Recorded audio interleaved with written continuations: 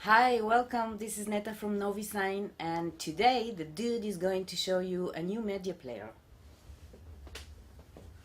What's up, dude? Hi, this is Nir from NoviSign and welcome aboard. Today I'm going to present you a new media player by CloudBox. See this thing? So this is called a G9CX5. And let's unbox it and see what's inside. It's a nice little media player. Android base. Now this has Android 6, which is also known as Marshmallow. Let's see, what do we have here? Now that's the thing. Here's the media box. And what else do we have here? We have this little brochure, and if we open this, we have power supply and this audio cable. And what's that? Oh, looks like a business card. So this is it. Very light, like you can see.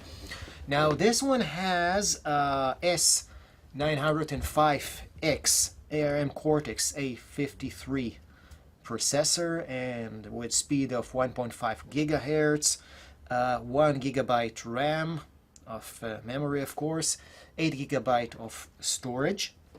Now if you look here, you can see that it has a place for power, HDMI port, RJ45 socket for cable.